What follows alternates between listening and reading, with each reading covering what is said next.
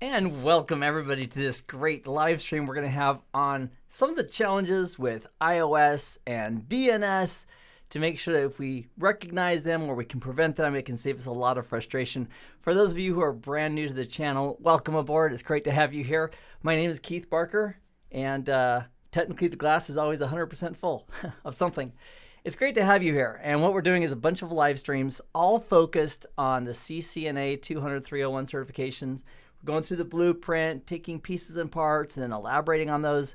And then when we're done in this live stream, we'll pause, and then you can take that information, you can own it, and then we'll come right back and do some Q&A as well if you'd like. So it's great to have you here. If you haven't already, take a moment and subscribe so you get alerts when all the new live streams come out. Traditionally, new streams are going to happen every Pacific time zone. Wednesdays at 4 p.m., Saturdays, we call it Subnet Saturday, at 11 a.m., and then on Sunday for CCNA Sunday. And we're just putting them all into the master playlist. So if you're new, check out the master playlist. They're in order. You can just go right down through them and have a great time. Okay, so our objectives today are simple. What are some of the gotchas, especially on a new device or if you're new to Cisco and a router, that can slow you down and cause a lot of frustration? And I think as far as a discussion about that, it's going to be surrounding DNS, domain name system. I thought what we should do is, before we start, tossing out DNS and DNS this and DNS, let's talk for a moment as an educational public service announcement for DNS, the domain name system. Identify what it does real quick, make sure we're on the same sheet of music, and then we'll take a look at how it can drive us crazy at the CLI if we're not careful. So let's use this topology right here.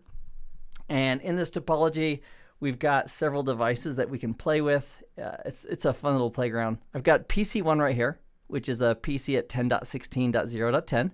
It's connected to an access layer switch, just a layer 2 switch. And so the reason that this PC is in VLAN 10 is because the port it's connected to, that switch port, is configured as an access port in VLAN 10. Then we have some trunk links that are carrying all different kinds of VLANs, including VLAN 10, that goes down these core switches. These are multi-layer switches. And this Core 1 router, or this Core 1 multi-layer switch is acting as the default gateway. So if we drew this out from left to right here, it would be the PC, and then its default gateway would be Core 1, and it's .1 on that network, which is 10.16.0.0 with a /24-bit mask right there. Great. And then from Core 1 going outwards, we have Core 1 is the next top in the path would be Router 1, and so we have a connection here to another router, Router 1, from a layer 3 perspective. And that network here, I'll use a slightly different color for that. The network there is 10.16.6. Ooh, that doesn't look like a 10, Keith. I think your numbers are slipping. All right, 10.16.6.0 with a /24-bit mask. Great. And then we have another connection from R1 down to this network, and that network is the. Oh, you know what? Let's go a different direction. Let's go this way, over here to R3. And so we have this Metro Ethernet cloud that's providing basically layer 2 services. So it looks like R1 and R3 are on the same logical VLAN or network. And as a result, they can peer with each other and so forth from a routing perspective. So this next segment, as we go out to R3, I'll label that. It would be the network, and I'll use a slightly different color here, 10.16.7.0 with a /29-bit mask. Okay, join us for Subnet Sundays and get all up to speed on IPv4 addressing and subnetting. And then finally we have a client here, which we'll put out here as PC2. PC2 right there, and this is the network 10.16.22.0 with a 24-bit mask. And that's right here. So Core 1 is using .1 everywhere. R1 is using, it appears, .5 everywhere. I'll put that right here for the last octet. R3 is going to be using .7 for its last octet, and PC2 has an IP address of .101. Oh, that is right. Oh, barely made it to avoid my face. All right, good. Whew. So that's our logical topology from a layer 3 routing perspective. And so if a PC was trying to access a device on the network, if we have a user like Bob who's sitting at that computer and Bob says ping to PC2. Let's say he does the name. And that also goes for a web browser. If we did open a web browser and we opened up a browser to www.ourfavoritesite.com, behind the scenes, the computer, the network needs to know, okay, you're trying to go to PC2, but what is the IP address behind that? That's the whole story about DNS, Domain Name System. It's resolving, fancy word way of saying we're figuring out what the actual IP address is, the network layer address is for a destination. And the way we use that with DNS, it goes something like this. And let's go ahead and imagine PC1 is doing a DNS request to try to get to PC2. So the DNS request, I'm going to put that in a slightly different color over here. Anytime there's a service on the network, there's also a client. So think of that as like a yin-yang model. Anytime there's a like a web server, there's a web client, like a browser. Anytime there's a DNS server, there's some type of DNS client, which is built into our operating systems. So Windows and Linux and Mac, they all have a built-in DNS client that when the customer requests the name, behind the scenes, it says, okay, who's my DNS server? I'll go out and make a request and find out what that IP address is behind the scenes. And that's how DNS operates. So let's imagine for this discussion, because it'll be a great review as well, that our DNS server, this is the guy or the gal who has all the information about names and IP addresses. And DNS servers on the internet cooperate. And so there's a hierarchy of DNS servers. So if one server doesn't know the answer, it can actually go upstream and ask another server, and it can ask another server. They call that a recursive query. Behind the scenes, it basically means we make a DNS request for a name like www.myfavesite.com, and it gets resolved, or we get an answer back that says, hey, here's the IP address or addresses that you asked for. So let's imagine that PC1 is using this DNS server of 192.168.1.100.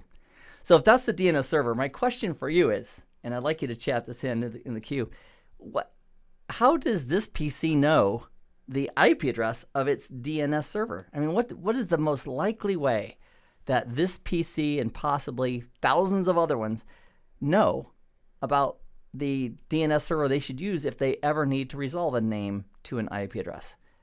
Now, most of our devices on the networks are not manually configured. That's certainly an option. We can manually configure the IP address and the mask and manually configure the DNS server. But as I look over at the queue, I see the first one to the gate is Aaron. Way to go. DHCP, brother. DHCP, the Dynamic Host Configuration Protocol. And in that process, the client boots up. If it doesn't know an IP address yet, it says, I need an IP address. So it says a discover. And then the DHCP server, hopefully if one hears or a relay hears, does an offer. The client requests it, and then finally there's an acknowledgement, and then the client gets that IP address with all the options, including, here's my IP address, the PC's so happy. Here's my IP address, here's the mask, and here's the DNS server I should use, and here's my default gateway, all delivered via DHCP, and great answers from those who responded to that. So we have a DNS server configured or learned. It is this right here. Let's imagine that Bob is sitting at this computer, and he is going to do ping space. In fact, let's not even imagine it. Let's just go ahead and do it. Let's go ahead and go to that PC because I have it in my lab here. So we're going to make a road trip. This is that PC. And, it's all sized funky. Hold on a second. Display settings. I want it to look nice. And we're going to tell this to go ahead and, it's not that advanced. 1280 by 720 is currently what I need this to be for this moment. So I will go ahead and apply that and keep those changes. Check my feedback monitor. Yay! Okay, great. So here's that client PC. And one thing we would want to do is just verify that this has the IP address we think it does. So we'll go to a command prompt. Now, it doesn't matter if you go to the command prompt through the GUI or if you're using PowerShell of some flavor, but a command prompt is the command prompt. We'll do an IP config, and sure enough, it's got the IP address of 10.16.0.10. Its default gateway is 10.16.0.1. And let me just check our diagram real quick. And let me bring that back up. So our PC right here, its default gateway is 10.16.0.1. Its IP address is .10. Okay, that all looks good. So let's go ahead and do the rest of our configuration, or rest of our test. If we want to see how we learned this IP address or how it was configured, or if we want to learn more information such as the layer 2 address, which isn't shown by default, the MAC address on this interface, or if we also want to see information like who is the DNS server that we're supposed to be using, we can do an IP, it's not show, it's ipconfig space / all. Just like that. And what that /all says, please show me all the details, including who the DNS server is, which is a problem because that's the wrong DNS server. So this is also going to involve a little bit of troubleshooting as we make sure we get this correctly set up. So let's do that too. Let's make sure this network is going to function because it has to. Our DNS server is right here at 192.168.1.24, and our client's currently pointing at some wacky address. I don't even know if it's reachable. 10. We'll just try ping 10. Well, it's, you know what? It's not my DNS server anyway, so whatever it's pointing to, we need to correct that. So one way of doing that in the GUI, depending on the flavor of Windows you have, you'd have to, and Windows keeps morphing with how you configure the basics, but we're going to go to the properties of the network adapter with whatever interface Microsoft has given us. And in this version, I can just right-click on the interface, go to Properties, and double-click on Internet Protocol version 4, or I can highlight it and click on Properties either way. And then here, in the properties of the IPv4 interface, I can specify that I want the DNS server to be 192.168.1.100 if I want it to work. All right, so that's done. And let's also verify it. Trust but verify. Somebody said that a long time ago. ipconfig / all. And there's our new DNS server. So if this computer ever needs to make needs to ask somebody, hey, I'm trying to go to PC2. Do you know the IP address for this? It's going to try to use this DNS server to do that. So let's go ahead and do it. Let's do a ping. Actually, one of the cool tools, because when you're working with network environments, it's better to be familiar with several tools on different platforms. And on many computers, there's an option called NSLookup. And NSLookup is fantastic. It stands for Name Server Lookup. And if you want to see if your name server is working, you just go NSLookup space. And then you can actually press enter, and it's interactive. Practice with that when you have a few minutes. But NSLookup space and then PC2 dot and the name you're looking for. And what that did right there, it made a request out to the DNS server and said, hey, I'm looking for pc2.nuggetlab.com. This is the DNS server that responded, and this is the answer that it gave back to us, that IP address that corresponds to pc2.nuggetlab.com is 10.16.22.101. Great. So that's working. Now, it's a huge step in the right direction. And also, if you haven't done so already, one of the a great learning tool is called Packet Tracer for hands-on practice with Cisco. And another tool on a Windows environment that you can get, they also have it for Linux too, is called Wireshark. And Wireshark is a protocol analyzer. So if we wondered, like, what protocols does that use for the DNS request? How does that work? What ports are involved?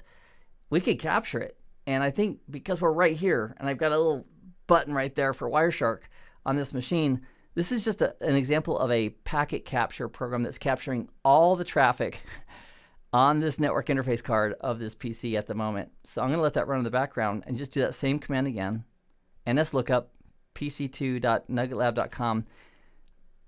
And that actually, so one of the things too is that if you're ever concerned like, oh, did it really go to the DNS server that time or is it cached? There's also an option of ipconfig / display. Let's see here, display DNS, display. Oh, cool. So that's the right command. It's just empty. You can see what's cached locally on this computer to verify whether or not it has learned a name to IP address mapping and locally caching it versus going out to the DNS server. But it's empty. There's also an option for ipconfig. Oh, it says could not display the configuration of the DNS server. Does that mean it was empty? Let me just double check something real quick. I'm going to go ahead and launch this command prompt as an administrator and do that again. ipconfig / display DNS. Okay, it's just empty. I want to be sure that it wasn't just a rights issue. And We can also, if we did need to flush the cache, maybe the PC had learned incorrect information or we want to start fresh, there's also an option for ipconfig/flush DNS. Yeah. Anyway, if one of the things you can do is do a ipconfig /?, and that just gives you all the help, and then you can just go through and say, oh, there's all these commands all these options I can do, including flushing the DNS cache and displaying the DNS cache and so forth. So the capture has been running the whole time in the background. So let me do one more, so it'll be near the bottom. We'll do a ns lookup for pc2.nuggetlab.com. Our DNS server responded, and it's all captured right here. So I'm gonna click on stop here. This capture, oh, it's only 122 packets, not too bad. But I'm gonna filter the output just so I don't have to sort through everything manually, because time is important here. So we'll do a DNS, and what that does a display filter. It's only gonna show us DNS related packets regarding the DNS protocol. And I'm gonna scroll to the bottom because I did that ns lookup near the end as well. And here it is right here. So in packet 116, here we have the application layer service of DNS. And here's the query. It was saying, hey, I'm looking for, oh, dang. Let's go to the, so what this query is, in measurable terms, it's looking for a quad A record. That's an IPv6. It's asking, hey, do you have an IPv6 address regarding this host name? And if we go up 2 packets up here, here's the query in packet 114 that's looking for the A record. The A record is looking for an IPv4 address. So here's our request. So here's the DNS header information that specifies what we're looking for. We're looking for the IP address behind pc2.nuggetlab.com. It's a standard query, fantastic. At layer 4, it's using the user datagram protocol, or UDP. The source port in this example is 60,967. It's just some high numbered port. The client said, this is Bob's computer, just said, this port's not in use. Let me use this port for this request. And then it sent that request to the well-known port of 53, the UDP port of 53. So that's where DNS servers are listening. And that's a match made in heaven. So DNS server listening on port 53 looks at it, listens, opens it up, says, oh, here's what you're looking for, and then hopefully responds. This is the layer 3 header, the network layer from the TCP/IP protocol suite, with the source IP address of our client and the destination address of our DNS server. And at layer 2, this is Bob, our PC1 source MAC address, and the destination layer 2 address is the default gateway's layer 2 address. Because at layer 2, we want to forward it to the default gateway so it could open it up, look at the IP header, make a routing decision, and forward it on its way. So I just want to confirm that that was working, and it is. So that's great news. All right, so let's go back. Let's go back to our regularly scheduled show here and take a look at our topology. It's important not only to understand how it works, but also to have a verification occasionally that's working as intended. And let me click here, and let me hit this button, which is what I meant to do. So we just watched, with the protocol analyzer, we just watched this PC1 make a application layer request. So the application layer service is DNS. At the transport layer, we looked at it using UDP. The source port was a high numbered port. The destination port was the well-known port for DNS, which was 53. At the network layer, it had the source IP of PC1 and the destination IP of the DNS server. And then at layer 2, at the data link layer, the source MAC was PC1, and the destination layer 2 address was this guy right here, core 1, because that's who we're forwarding to. That's our default gateway. And then this is all in the mind of Bob's computer, or PC1, and then that computer just starts spitting that stuff out on the wire at not near light speed, but actually pretty close to light speed, whatever the hardware can do as far as spitting it out on the wire. So once they get on the wire, electricity travels over copper at like the speed of light times 0.8, I think, or something. Just a little bit less, but pretty darn fast once those bits start flying. And then the layer 2 switches forward it there. The layer 3 routers make their layer 3 routing decisions based on IP address, and they forward it to their next hop. And then we use routing protocols like OSPF to go ahead and train the network on how to reach everything. So that's how DNS works. PC1's good. And now what is the problem? What's the problem with DNS and the CLI on a Cisco device?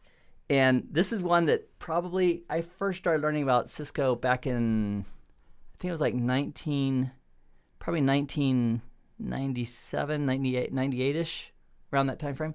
And I probably lived with this problem that I'm about to share with you for over a year. There wasn't, the internet was new. We were using things like Gopher and stuff like that back in those days. Like, Gopher, what's that? Anyway, we didn't have a lot of advanced tools and not a lot of information. So this is a problem that I suffered with for quite a long time, too long. So once you see it, you shouldn't have to suffer with it at all, unless you want to. And this is it. Let's go ahead. Let's go to Core 1. And on Core 1, let's do this. Let me bring up the right screen here. Let me log on. All right, so this is our multi-layer switch, Core 1. And if we did a trace is great. Let's say we wanted to trace a path all the way from Core 1 all the way to PC2. And let me just check PC2's address, which is 10.16.22.101. Great. So we'll do a trace route to 10.16. I just had it up too. 22.101. All right, 22.101. If we do that, it's like, oh no, the network's broken. Oh no, do I have time to cook? Do I have time to go cook top ramen? Maybe. What's happening in the background is that your router by default is doing DNS lookups for each hop in the path. So a normal lookup is when a client says, hey, I'm looking for this name. I need an IP address. That's a normal lookup, looking for an A record. But a device can also do what's called a reverse lookup. It's looking for a PTR, a pointer record. And it basically says, hey, here's an IP address, like of the first hop in the path. Could you tell me what the name is behind that? And the goal is that it's trying to show you not only the IP packet or the IP routers in the path, but also the names by doing reverse lookups.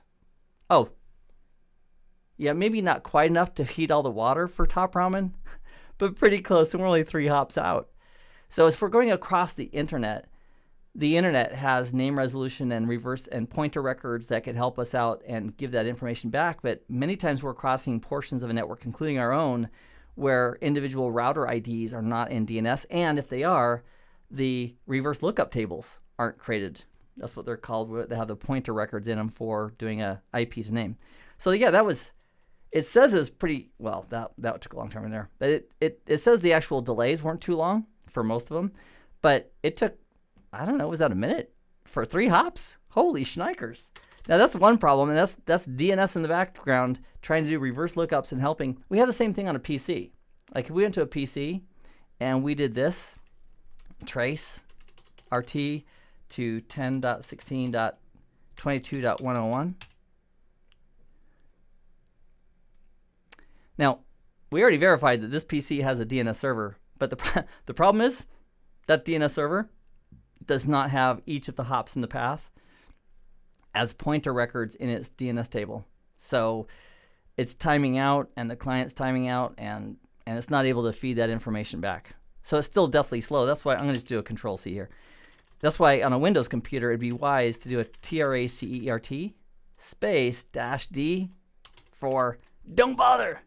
Don't bother what, Keith? Don't bother doing DNS. And if we do that, it says, great, I'm not going to bother asking a DNS server. So whether you have a DNS server or not, depending on how that DNS server is configured, it may still hold you up for a while. So telling it to, on the Windows computer, telling it not to use DNS to resolve each and every hop is a much more effective way to get that trace done. All right, so going back to our core layer, our multi-layer switch, the one problem here is that even if we did set up a DNS server, config T, and IP name server, and we specified our name server, it still wouldn't help because that same name server doesn't have all that information in it. So one other thing I want to share with you is this. What if we do a typo? I know I've never done a typo. Oh, look, I did one like 14 seconds ago. If we do a typo and we type in something incorrect like that, it thinks we're trying to telnet to that host name. And as a result, it says, well, you're trying to telnet to this host name. I better go behind the scenes and ask a DNS server what the IP address is. we don't have a DNS server configured. And as a result, it's broadcasting a DNS request, hoping somebody can resolve that for them. And this is where it's like, oh no, Control-Shift-6, Control-Shift-6, Control-Shift-6. I'm just doing Control-Shift-6 over and over again. This is bringing back, I might have PTSD. Especially if you're in a hurry and you need to get something done. So that name lookup aborted over here on the right, it finally took. On some terminals, it might be Control-Shift-6X. I would strongly encourage you, before you're in the moment of needing to break out of something like that's going to take a lot of time like this, practice your break sequence. And it might be slightly different based on the terminal emulation program you're using and how you're connecting to your router. But be aware of it and practice it that way, because when that's in the moment, oh, it's so painful. It's just like, that's the right break sequence, right? Control-Shift-6, or is it Control-Shift-6, let go X, or what is it again? Or Control-Shift-6, Control-Shift-6, XX, or practice it beforehand, and that way you'll know exactly how to break it up. All right, so how do we resolve this? One answer would be, you could make sure all your hops, your routed interfaces are in DNS, and include a reverse lookup zone for them, for the pointer records. And if you are in good shape with the DNS administrator, which I am right here, you can go ahead and set it up. So you could actually create the right reverse lookup zones, and you could create the right entries as A records. I made this little A record a few minutes before we started the live stream, so that one would work. I wanted to verify that DNS was working. But short of that, if you don't need DNS services on a router, like you're not using any dynamic lookups for VPN peering or anything else like that, you can go ahead and just simply tell the router, just don't do DNS lookups at all. And that's probably the number one fastest solution to do it. And the syntax goes something like this. No. Domain. Maybe it's IP domain. Lookup. So in older versions of iOS, there was like a domain dash lookup, and that also works, I believe. No, IP domain dash lookup. Yeah, it takes either one, but if you look at the running config, it's the one without the dash in it that takes. So for backwards compatibility, historical purposes, they left both of them there, but this is I will leave you with the correct command. No IP domain lookup. And then if we do a trace to whatever that IP address is, 10.16.22.101, it's going to verify my work there. Make sure that's the right device. 10.16.22.101. Yeah, sure enough.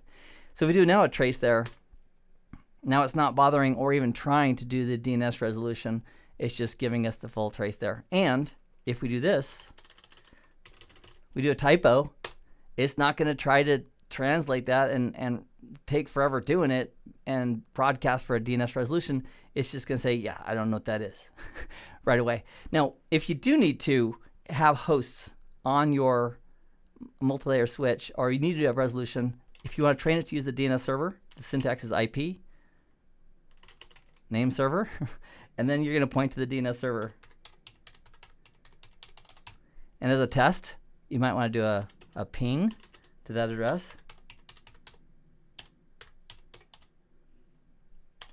Now that does not mean that if the ping fails, maybe ping is being blocked to that DNS server, so you can only do DNS requests. But you could also just try a quick ping to PC. Oh, I turned off DNS lookup. I'm going to turn back on DNS lookup so that it'll actually use the DNS server. IP domain lookup. Okay, so now it's on. And now if we do a ping to pc2.nuggetlab.com and press enter, it resolved it to that IP address. And also, this is actually really important too. Let's say you're having a DNS challenge of some type. You're wondering, are we calling to the DNS server, or are we caching information for DNS? Because most DNS clients, including routers, have a DNS cache where they learn something and they cache it. Oh, I got this information. I'll use it again if I need to, like an ARP cache, a DNS cache. So to see the DNS cache on a local router, in this case it's a multi-layer switch, we do a show IP show hosts. Yeah, that sounds like a winner. So show hosts shows you the cache, and this is simply saying that, yeah, I know how to reach pc2.nuggetlab.com. It's this IP address, and that's because it resolved it from our DNS server just a few moments ago. And if you want to clear it out, I believe the command is clear IP. Is it IP hosts? Let's see here. Nope, it's just clear hosts. clear host space, and then you can use an asterisk, or you can just remove one of them if you want. Clear host everything. Let's get rid of all of them, and then show hosts, and now the cache is clear again. So in case you're going back and forth, or you've got entries that are not correct, you could go ahead and flush them. You can also make manual entries, which is, in a pinch, handy. It's like, oh, this guy's always trying to resolve this IP name to an IP address. You can just create IP host. I'm getting the right. And then you can put a name in, like, how about PC1? PC1 is our PC up there in VLAN 10. And then we'll go ahead and put in the IP address, which is something. Something. Let's verify that. 10.16.0.10 is that something. So 10.16.0.10. And then we'll do a show hosts. And there it's got, see that PERM, permanent, meaning it's a configured host mapping as opposed to being dynamically learned via DNS. So now if we ping PC1, it resolved that locally. It says, I know what that IP address is, and then it went for it immediately. Where if we did a ping PC4, which doesn't exist, and DNS lookup is not running, it's just going to ignore it immediately. All right, so let me just check real quick and identify what I wanted to cover. I wanted to chat with you about why DNS may be causing you grief from a typo at the CLI where it's like, oh, it's trying to resolve that. Or if you're doing a trace and it actually just takes a lot of time every single hop to try to do a reverse lookup where it's not working. The solutions could be enable DNS, a DNS server, have that DNS server with all the entries and the reverse lookups. Then anything in your enterprise you're trying to trace or reach, it would be in there. That's a solution. But most likely in many environments, just turning that feature off if it's not needed anywhere else is a great way to immediately get rid of that wait time due to typos or trace routes that happen in the network. And that's what I wanted to cover. It's a record 30 minutes. So here's what I would love to do. First of all, if you haven't subscribed yet, please do. If you haven't checked out, if you're working on your CCNA, I encourage you to take a look at the master playlist. We're going through the blueprint, taking pieces that I feel I can elaborate on and help people understand and get you a good start. So if you're new to Cisco, that's a great playlist to check out. Also on Saturdays, there's a live stream at 11 a.m. I call it Subnet Saturday, focusing on IP addressing. We have like 8 videos. They're live streams in there, and I'm now including the comments afterwards. So if you want, that's why sometimes they're 2 or 3 hours long. So if you want the meat of it, that's the first part, and then the Q&A follows. And then on Sundays, we have the CCNA Sunday, where we cover additional CCNA-related topics as well. If you haven't yet joined Discord and you want to, the Discord server, the focus of this channel and that Discord server is purely and simply CCNA, Cisco CCNA 200.301, and any of the topics in that blueprint where we want to just get better, share our knowledge, clarify our understanding, and so forth. If there's topics that are beyond the CCNA that you want to cover or want to discuss, I have a separate channel in the Discord server for other topics. So if you have ideas for videos, I'd love to hear them. If you want to join us for the live streams, I'd love to have you. If you want to stay for the Q&A, you're welcome for that as well. So I'm going to do this. I'm going to take just maybe 30 seconds, grab a drink of water for a few moments, and then we'll come back and we'll take Q&A. Now, in the Q&A, what I'd love to have happen is this. And there's been a lot of great questions and answers happening in the Q&A, which is on my screen right there. And I'm grateful for everybody who's asking questions and answering questions. And going forward, if you have a question for me, just do an @Keith Barker and select my name, and that way it'll highlight it for me. If you had a question from like 20 minutes ago, but you want to redirect it to me, please feel free to include my name. And then I'm just going to go from starting now, going down, and that way I can make sure I catch any new questions or things you need my direct input on.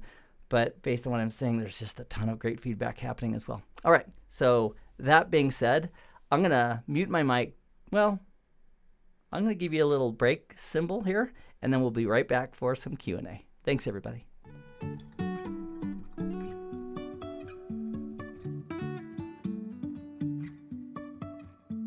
Life is a winding road, no telling where it goes. Driving through days and nights, won't stop for traffic lights.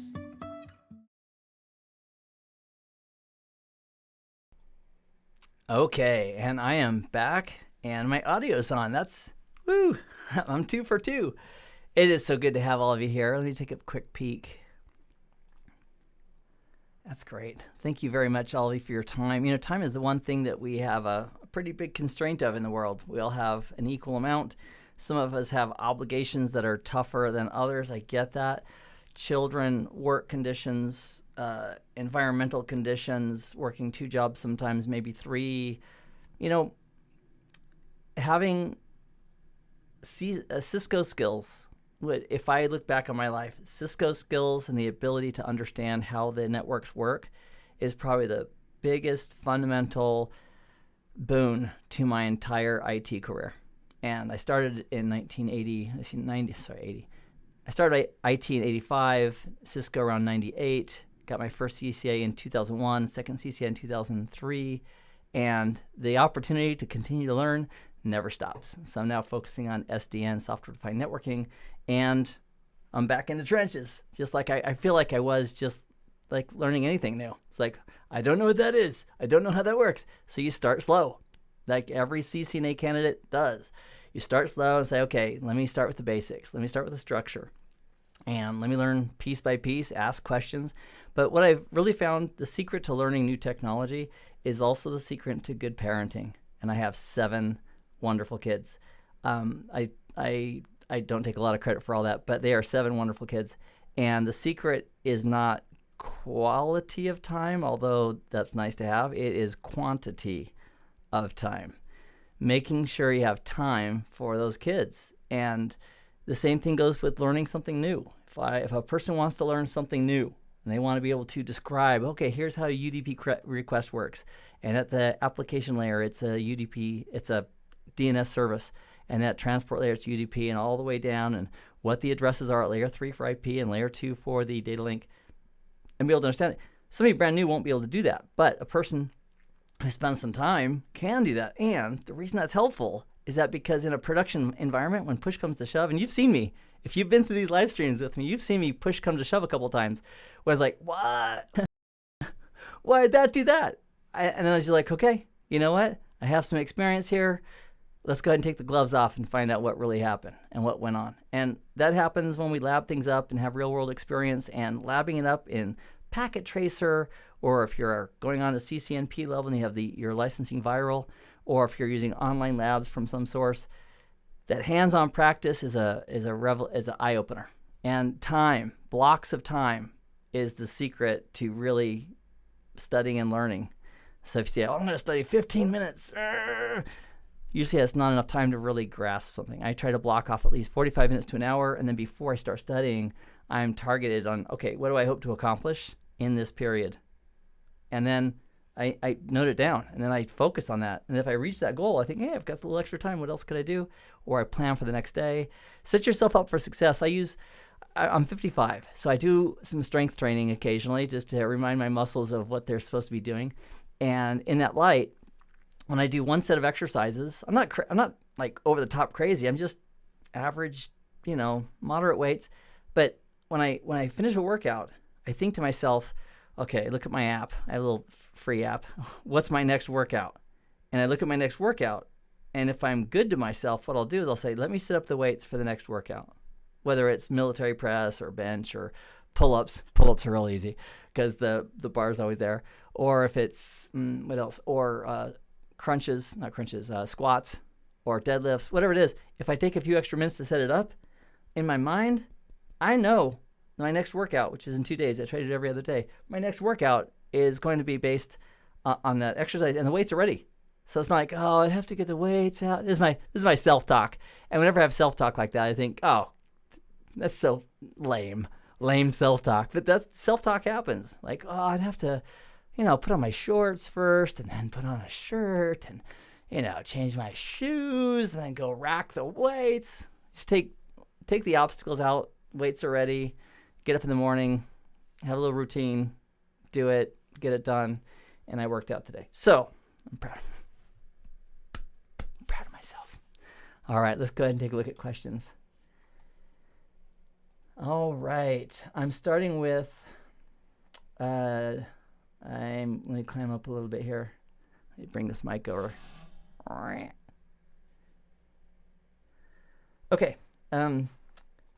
Dubon's asking, yo, Keith, why Vegas is so low on networking jobs? You know, I live in Las Vegas. I've been here since '95, long time.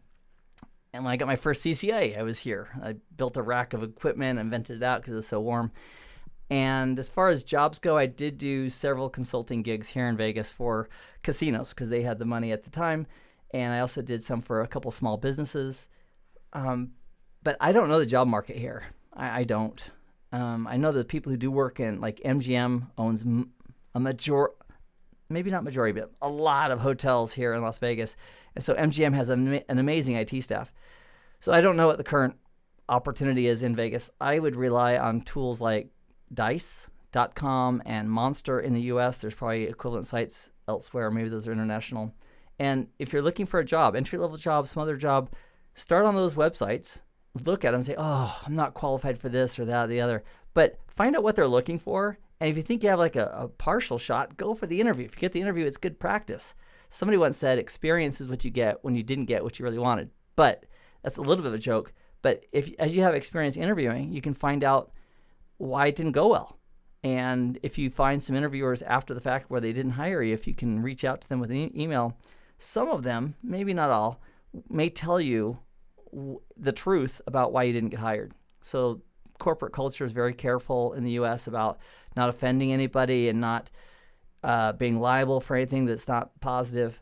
But you might find a few interviewers who could tell you, yeah, your experience wasn't enough in this or that or the other. And then you can work on that step by step. Don't try to go from 0 to 100 overnight. It's not good for the system. Try to go from 0 to maybe 5 on a weekly basis. And then by the end of do the math on that, at some period of time, you'll be way better off than you were if you did nothing at all. Okay. Let me see if there's other questions. I'm just going to look for the questions, for the comments and the kind words. Thank you very much. I appreciate that. Quilly is asking, how do I join the Discord server? There should have been a link at the very top. Let me see if I can. Oh, I have it right. It was still in my clipboard. I just posted it. So that's the web invite link for the Discord server. So if you open that in a browser, and it'll take you to it, and you can join, and I have a little bot there that will make you a member ASAP, and away you go. Okay, I'm working on my CCNA right now, says Dubon, and wanted to know how accurate do I need to memorize the various commands. Great question.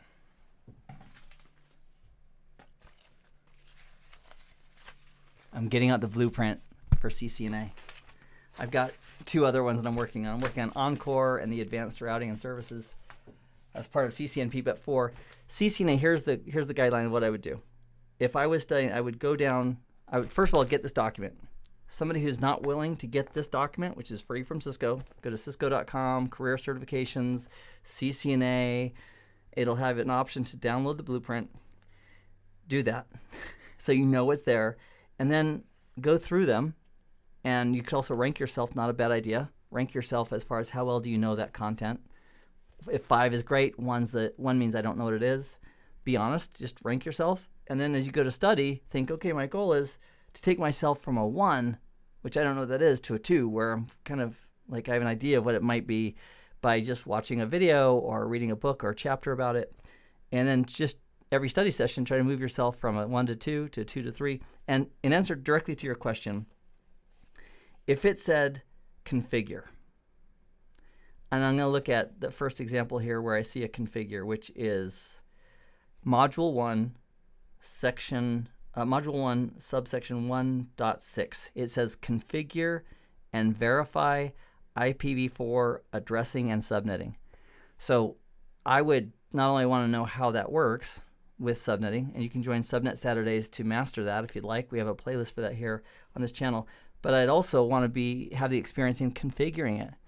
I have not sat the exam yet. That's coming up in about a month and a half for me. I'm going to do it before Cisco Live, which hopefully it will still run because of the COVID-19. They canceled one of the last Cisco Lives, and hopefully the one in Vegas is still going to go. Anyway, back on track. a question in my mind, because I haven't seen the exam yet, would be something like, here's an IP address for a device on a network. Configure router 1 gig 00 so that it has the first valid IP address on that subnet. That, my friends, is a great question. Great question, because a person doing that would have to, first of all, take that IP address and mask using block size and calculate the range of each of those subnets in that area, and then boom, pick the first address and configure it on the router. So you have to understand how it works and be able to configure it. I think that would be a fair test. And it sounds simple, but it'd be a test of, does the person understand how subnetting works, and does they understand how they and so the configuration portion, you need to memorize those commands. Another example, just one more, and then I'll take the next question, is, I'm going to skip to section 3. Section 3 is IP connectivity, which in English means routing, IP routing. And it says configure and verify single area OSPF version 2, which is for IPv4. OSPF version 3 is IPv6, and the OSPF for version 6 is not on the CCNA blueprint, but version 2 is. So if they said configure and verify single area OSPF, I would absolutely need to know the commands to not only configure it, but also verify it. Like show IP OSPF interface, show IP OSPF, show IP OSPF neighbors, etc. Now, here's one of the things I also will benefit you from hands-on practice. I use a lot of brief options, just a ton. Let me show you. So on this multi-layer switch, if I need to show IP protocols, I just want to see what routing protocols are running. Okay, so OSPF is running here. And if I wanted to just get a really quick overview of, okay, which interfaces are running OSPF, and what are their roles, and do they have adjacent neighbors in the fully adjacent neighbors in each of those off those interfaces, I can do a show IP OSPF interface brief. And oh my gosh, there we go. So this guy is the BDR for all these segments. He has full adjacencies here on every single one of those networks, except for his loopback, which makes sense. And that's a home run. I mean, I was like, oh yeah, I can answer questions about this if I need to, or solve a problem that's involving this. The thing is, a simulator, which Cisco in the past, and I doubt they would never, I'm expecting they'll continue to do it. If they're doing a simulator, it may not support the brief option. So if you just show IP OSPF interface brief, and it's like, oh, it doesn't work, what do I do? Just don't do the brief, just do the full command, show IP OSPF interface. All the data is still there. And that's where the benefit of hands-on and how much should I know. I would say memorizing just commands is not the way to go. Get Packet Tracer. It is free. Download it from Netacad. Get a free login account. Use Packet Tracer and get comfortable with labs, with practicing setting up OSPF, verifying OSPF. And what you'll discover is that with your hands-on practice, if you really know it, which you will from just some hands-on practice, you'll be able to answer those questions, even if a simulator, perhaps, that they're giving you in the testing environment doesn't support every possible command that you would have always used. Like showing the OSPF router ID, a couple of different ways of seeing that, seeing the area that a router is assigned to, actually multiple ways of seeing that, including looking at the LSA database. But all you need is one, right, that works. And that's why it's just comfortable to be, or a good idea to be comfortable hands-on, as opposed to trying to memorize certain commands. Yeah. Also, check this out. It's going to help you. It's going to help you in the future. Like if you go through this practice and you do the hands-on practice as I'm encouraging you to do, I'll come back to that. Then as you go on to professional level, or you're in the environment, in a production environment, and you're working with the tools, those commands, they're going to come back. I was working with, EIGRP last week. I did some content for EIGRP as part of Encore. And I hadn't touched EIGRP probably 4, 5, maybe 6 years since I've actually had to play with EIGRP, and it just comes back. It's like, oh yeah, yeah, feasible successor, feasible distance, feasibility condition, all that stuff, successor routes. It comes back, and that's because I had the practice and I've studied it. All right, I'll get off my soapbox there. Thanks for the question. It's worth it to learn it, and that way you own that information. All right. Prakash is asking, what is the best way to check what type of cable is connected with the router switch, like RJ45, fiber, or another? It's tricky. If you have SFP modules, so a lot of routers and multi-layer switches have modules that you put an SFP port, and it could be copper or fiber. And so I would say Experience is probably the best one for that. Because they both are Ethernet. Copper and fiber are both considered Ethernet interfaces. They could both be gig 00 or gig 24/0, whatever it is. But I would say the best thing to do there, I think Packet Tracer offers that option. That would be one to check in Packet Tracer. See, when you put your connections together, can you do fiber to an SFP module? Can you do copper? And then do a show command and just look at the outputs and see if they're different. If it doesn't support that, you could also Google that as well. That's a great question that I don't know off the top of my head. All right. Oh, Mike, great answer. Fantastic. All right. And Mike's asking about updates on the CCNP course release. When it's done, it's done. My parts are intent. I think I'll be done with all my stuff before the end of March. And we have 5 people working on it. So it's a team effort. And boy, the moment it gets released, we will let people know. Thanks for asking. I appreciate your interest. Okay, is it possible to have Cisco devices add their host names to Active Directory DNS? You know, that's a great question. I don't think it is. So in a Microsoft environment, if you get an IP address from a DHCP server, there's an option for automatically updating. If it can, I don't know the answer to that from Microsoft. In a Microsoft environment, if the DHCP server if the DHCP server that's handing out the IP address, wait, let me back up. 2 thoughts, one at a time. If the DHCP server itself is updating the DNS dynamically, that would work. But very likely our interfaces on router interfaces and so forth are not going to be assigned via a DHCP server unless we did reservations and then they got them based on the reservation based on their layer 2 address. But most of the time our critical servers and our router interfaces and so forth, we want to hard code, or if not hard coded, put in with a reservation for that IP address. But as far as the dynamic part, I don't remember how that works on the Microsoft side. If it's the DHCP server that dynamically updates DNS, the answer would be yes. If the client's doing it, a Windows client that's dynamically reporting and updating the DNS, then the answer would be no. All right, Shezzy97, if that's your real name, hi Shezzy, I'm just joking, is stating, we've enabled IP source guard on wireless access AP ports, and now roaming between APs doesn't work because it learned the IP on one switch port and it won't let that IP. Yeah, that's a great question. Call TAC. What can we do to fix that? Yeah, there's 11 billion opportunities for engineers to come in and resolve issues and solve things. So regarding that MAC address or that source guard, thinking that the other device is lying about where it's coming from, oh, you can backhaul that though, can't you?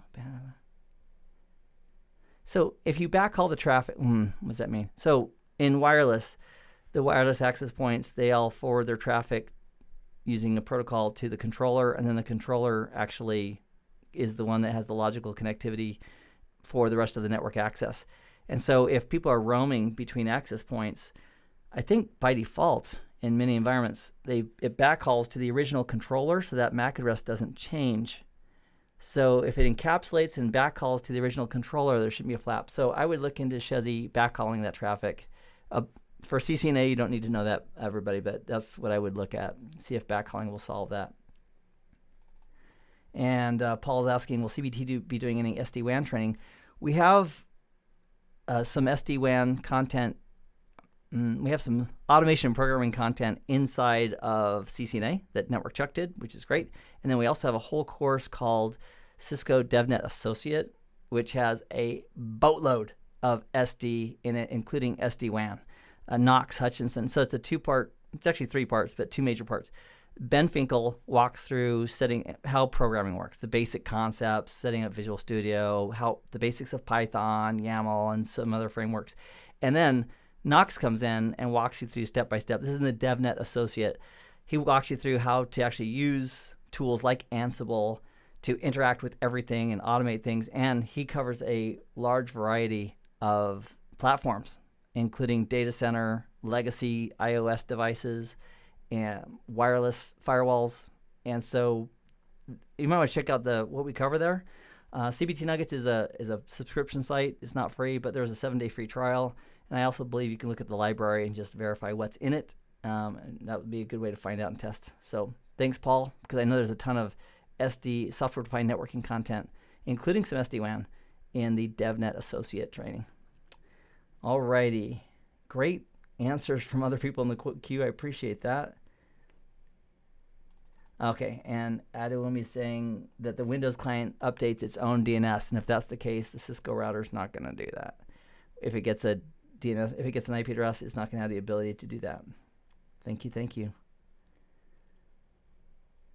All right, I don't see any other questions. Let me give it one more moment in case there's any last questions that come in.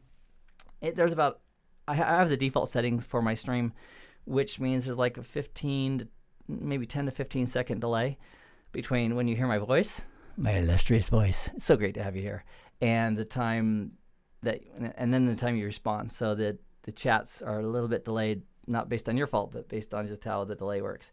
So if any other questions, please feel free to ask. Our focus in all of these videos is going to be CCNA 200-301, how the network operates, how the protocols work, and we'll also get into some of that automation and programming as we round out the playlist. So it's on the major playlist is called the master playlist for CCNA. It's on my YouTube channel, our YouTube channel.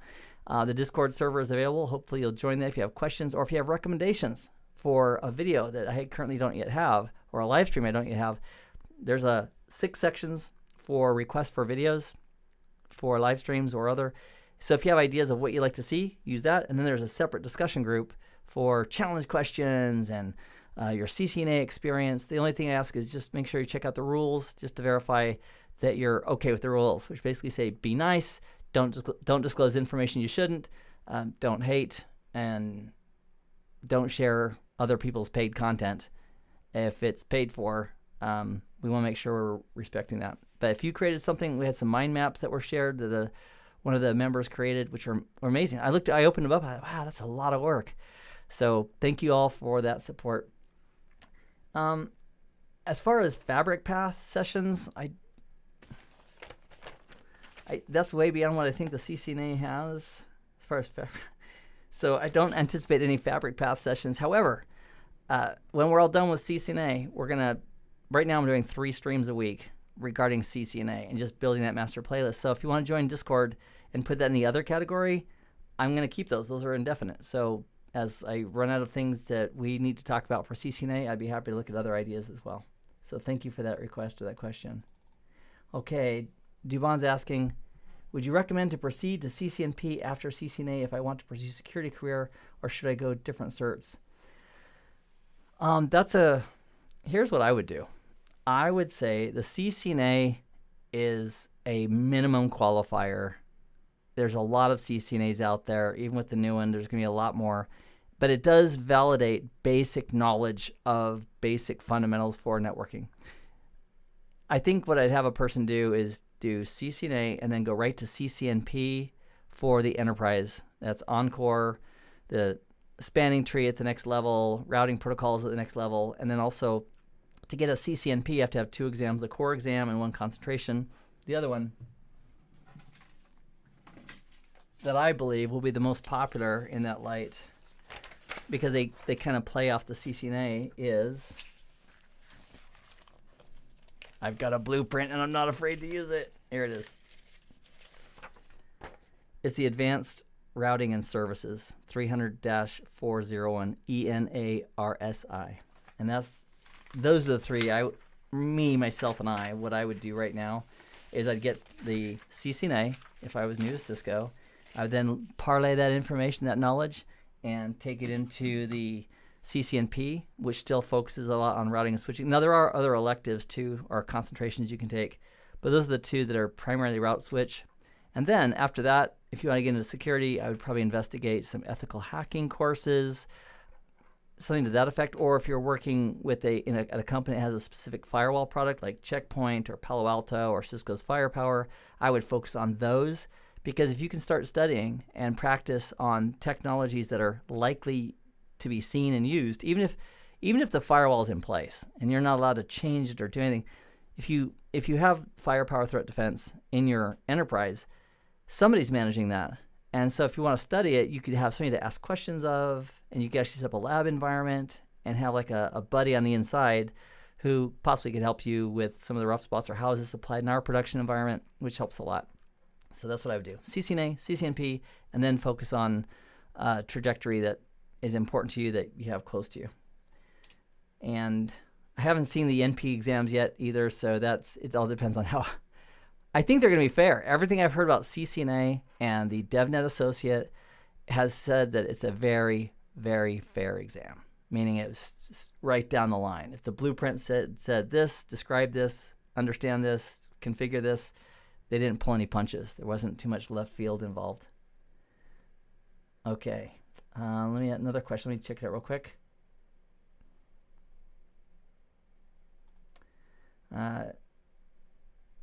Darshan stating, I had this issue. I'm not sure what this issue is. Observed when I was able to ping via VRF on my router, but wasn't learning the MAC address in show ARP. I am pinging, and I don't know if that's a statement or a question. So VRFs for the CCNA world is beyond the scope of what we're going to focus on for CCNA, but a VRF is like a little mini-me version of a routing table. So imagine a router has the major routing table. That's, if you're a CCNA or starting to study, that's all we see. Just one giant routing table. But we can carve off little logical routers. It's not like a partition, but it's more like a subsection. And we can say, hey, you little virtual routing and forwarding instance, this VRF, you have this interface and that interface and these static routes, and it can make its own routing decisions based on its own like mini-me version of its routing table. And that's the basic concept of a VRF. So Darshan, in your troubleshooting scenario, I'm not sure what the full picture is there. Let me see if there's anything else.